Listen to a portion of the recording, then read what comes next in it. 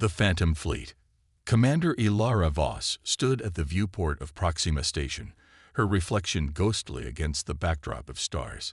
3 days without sleep had left dark circles under her eyes, but her posture remained rigid, defiant. The defensive line, she commanded, 12 warships and the station itself, was humanity's last foothold in the Proxima Centauri system. "Status report," she said, not turning from the view. Lieutenant Commander Rice approached, datapad in hand. "Not good. The Vardari battle group will arrive in 6 hours. Preliminary scans confirm 37 capital ships, at least 100 support vessels." Voss closed her eyes briefly. The mathematics of defeat were simple. They were outnumbered 3-1 in ships, 5-1 in firepower. And reinforcements. "Still 18 hours out, Commander." Rice hesitated. "There's talk among the crew." About the Ghost Armada, Voss finished for him. She'd heard the whispers too. "Stories to help people sleep at night, Lieutenant." The Ghost Armada, supposedly a secret fleet of advanced warships built by humanity in the darkness between stars. A phantom force waiting to be unleashed when humanity faced extinction. Some claimed they'd seen evidence, strange transmissions, unexplained resource shipments, personnel who disappeared into classified assignments. But 5 years into the war with the Vardari Dominion, the mysterious fleet had never materialized. "Yes, Mom." Rise looked down at his datapad. "Engineering reports the phase shields will only withstand concentrated fire for 20 minutes at best. Then we'll have to make those 20 minutes count." Voss finally turned from the viewport. The command center was a hive of controlled panic, officers moving with the efficiency of people who knew they were preparing for their final stand. "Begin evacuation of all non-essential personnel. Priority to medical staff and civilians. The evacuation ships will be detected," Rise warned. "Better captured than dead." Voss moved to the central holotable. "Deploy the fleet in formation delta. We'll use the asteroid field to break their approach vectors." As her orders were relayed, Voss studied the tactical display. The Vardari fleet was approaching in their standard arrowhead formation, effective but predictable. If she could disrupt their cohesion, force them to regroup, it might buy precious minutes for the evacuation ships. "Commander," called out the sensor officer, "we're receiving a signal." "It's unusual." Voss frowned. "Vardari." "No, ma'am. It's using an old Earth encryption protocol, but there's no identification code." Hope was dangerous in war. Voss had seen officers make fatal mistakes because they clung to impossible chances. Could be a trap. Run a full spectrum analysis before. The sensor array erupted with alerts. The officer's eyes widened. Multiple signatures emerging from the Oort cloud. They're massive. The tactical display flickered as new contacts appeared. First 3, then 7, then 15 ships materializing at the edge of the system. They were unlike any vessels Voss had ever seen. Sleek, dark silhouettes with configurations that defied conventional design principles. "Are they broadcasting any signals?" Voss demanded, her heart pounding. "One message, text only." The communications officer's voice trembled slightly. "Stand fast. Proxima Station. The Phantom Fleet stands with humanity." A murmur passed through the command center. Voss raised a hand for silence. This could still be a Vardari deception. Maintain defensive posture. But the newcomers were accelerating toward the incoming Vardari fleet at impossible speeds, their drives leaving strange, spiral-shaped wakes in space. No known propulsion system could achieve such acceleration. "They'll intercept the Vardari in 40 seconds, Rice said, incredulous. The largest of the unknown ships, over 3 kilometers in length. Transmitted again. "Commander Voss, this is Admiral Helena Frost of the UEF Spectre. Please continue your evacuation efforts. We will engage the enemy." "Admiral Frost has been dead for 10 years, Voss said quietly. The name was legendary. Frost had been the architect of humanity's early victories against the Vardari before her flagship was destroyed at the Battle of Ta City. The first shots were fired as the Vardari detected the approaching fleet. Energy weapons lanced across space, striking the lid ship of the mysterious Armada. The expected explosion never came. Instead, the beams seemed to bend around the vessel, dissipating into harmless light. "Impossible," breathed the weapons officer. "Those were Vardari heavy cannons. Nothing can deflect that kind of energy." The phantom ships returned fire, not with conventional weapons, but with rippling waves of blue energy that cascaded over the Vardari vessels. Ship after ship went dark, their engines failing, weapons systems offline. "They're using some kind of electromagnetic pulse weapon," Ray said, "but far more sophisticated than anything we have." Voss watched, mesmerized, as the supposedly mythical armada tore through the Vardari formation. The enemy, faced with technology they couldn't comprehend, began to scatter. But the phantom ships were faster, more maneuverable despite their size. "Commander," the communications officer called out, "we're being hailed again." "Video this time." Voss nodded, and the main screen activated. The face that appeared belonged to a woman in her 60s, with silver hair and eyes that had seen too much war. She wore a uniform similar to Voss's, but with insignia Voss didn't recognize. "Commander Voss," the woman said with a slight smile, "I apologize for our delayed arrival. The Ghost Armada is no longer a ghost." Voss straightened. "Admiral Frost, you're supposed to be dead. For operational security, it was necessary to appear so." Frost's expression turned serious. "We've been building this fleet in secret for a decade, hidden in the spaces between stars. Today was to be our first test deployment, but when we received word of the Vardari push toward Proxima, we accelerated our timeline."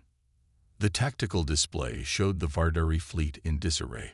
Over half their ships were disabled, the rest attempting to regroup for a counterattack. "What kind of technology are you using?" Voss asked. "Those ships move like nothing I've ever seen." "Gravitational manipulation," Frost replied. "We bend space rather than pushing against it. The defensive systems use similar principles. We curve incoming energy around our hulls rather than trying to absorb it."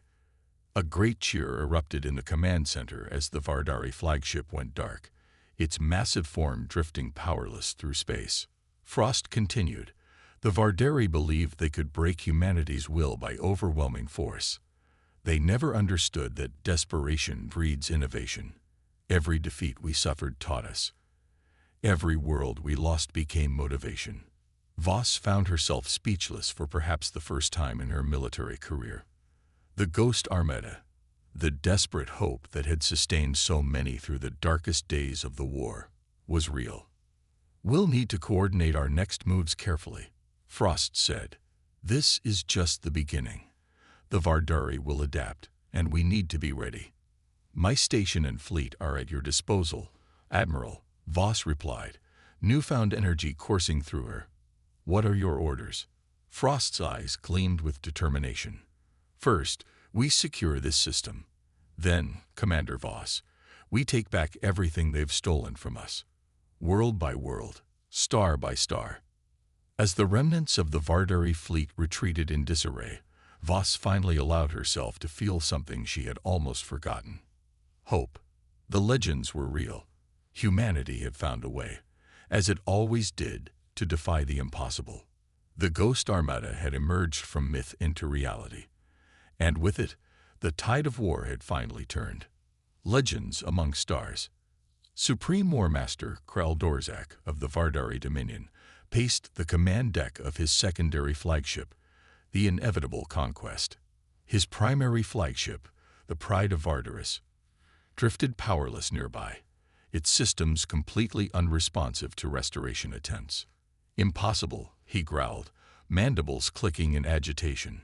His normally blue-green scales had darkened to a stormy gray, betraying his rage. "These human vessels should not exist. Our intelligence indicated nothing of this technology." "The reports are clear," Supreme War Master, his second in command, Sub-Commander Zelith, replied cautiously. 17 of our capital ships disabled without destruction, 23 support vessels similarly affected. The human technology appears to target our power systems specifically, leaving life support intact. They are showing mercy. Dorzak spat, as if the word tasted foul.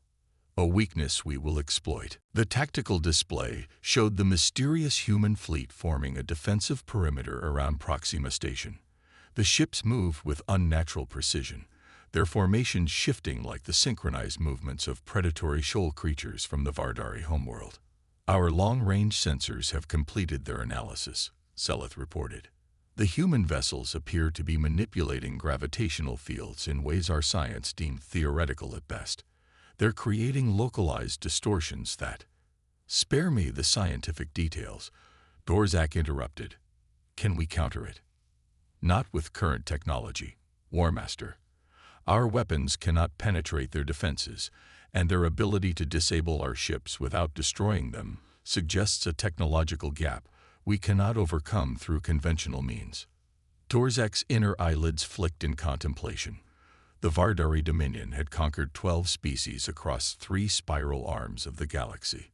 Humans were supposed to be primitives, barely a century into faster-than-light travel when first contact occurred. The Dominion Council had expected a swift submission. Instead, the humans had fought with unexpected ferocity. Even as they lost colony after colony, they adapted, innovated. And now this, a quantum leap in military technology that threatened Vardari supremacy. Prepare a transmission to the Dominion Council, Dorzak ordered. Code Black priority. Meanwhile, aboard Proxima Station, Commander Voss found herself in a surreal situation, being given a tour of the UEF Spectre by Admiral Frost herself. The official story of my death at Tau Ceti was carefully orchestrated, Frost explained as they walked through corridors unlike any Voss had seen on a starship.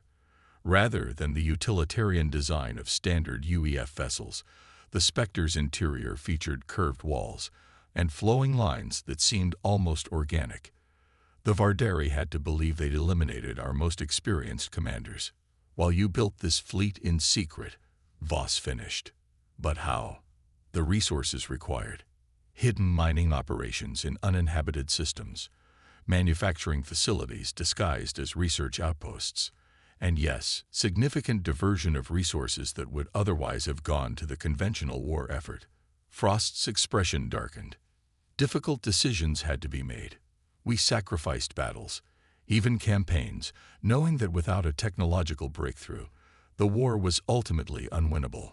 They entered what appeared to be the ship's command center, though it bore little resemblance to any bridge Voss had seen. Instead of individual stations, crew members worked at a circular holographic interface that dominated the center of the room. The Phantom Fleet consists of 27 capital ships and 50 support vessels, Frost continued. Each incorporates technology derived from multiple sources, some developed by our own scientists, others adapted from archaeological discoveries on distant worlds. Alien technology? Voss asked, surprised. Not exactly. Evidence suggests the ruins we discovered were left by humans, or at least beings genetically identical to humans, who established an interstellar civilization nearly 50,000 years ago. Frost gestured to the strange symbols etched into the walls. We're still deciphering their language, but their understanding of physics was revolutionary. Before Voss could process this revelation, an officer approached. Admiral, the Vardari fleet is transmitting on an open channel. They're requesting communication. Frost nodded. Put it through. Supreme Warmaster Dorzak's image appeared in the holographic display. His posture was rigid, his scales still dark with anger. Admiral Frost, he said, his translator rendering his clicking speech into human language. The Dominion acknowledges the effectiveness of your new weapons. However, understand that you have merely won a single engagement. The full might of the Vardari Dominion stands ready to respond to this provocation. Frost smiled slightly. This wasn't a provocation, Warmaster. It was a demonstration. The ships you encountered today represent only a fraction of the Phantom Fleet. We could have destroyed your vessels rather than merely disabling them." "A tactical error," Dorzak replied. "One you will regret." "No, a choice. One that distinguishes us from you." Frost's voice remained level. "Your disabled ships are being towed to a safe distance. Your crews will be unharmed. In return, the Vardari Dominion will immediately cease hostilities against human territories and withdraw to the boundaries established before the war." Dorzak's mandibles clicked rapidly, the Vardari equivalent of derisive laughter. "You overestimate your position, Admiral. One fleet, however advanced, cannot stand against the combined forces of the Dominion." "Perhaps not," Frost conceded.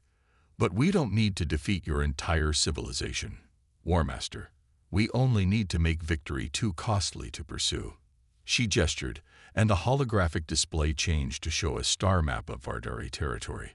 3 locations were highlighted. "These are your primary shipyard worlds," Frost continued calmly. "As we speak, Phantom Fleet vessels are in position near each one. Not to attack, merely to observe, to demonstrate that we can reach the heart of your territory whenever we choose." Dorzak's scales paled to a sickly yellow. "Impossible. Our defense networks would have detected." "Your defense networks are based on technology we can now circumvent." Frost interrupted. "This war ends today, Warmaster. The only question is whether it ends with a ceasefire or an escalation that neither of our species can afford." The command center fell silent as everyone awaited Dorzak's response. The Vardari's inner eyelids flicked rapidly as he calculated his options. "I will convey your proposal to the Dominion Council," he finally said. "But know this, human. If you have overplayed your position, the consequences will be severe." The transmission ended, and Frost turned to Voss. "He'll agree to our terms. The Vardari respect strength above all else." "And if they don't?" Voss asked. "Then we demonstrate that our mercy wasn't weakness," Frost replied grimly. "But I believe they will.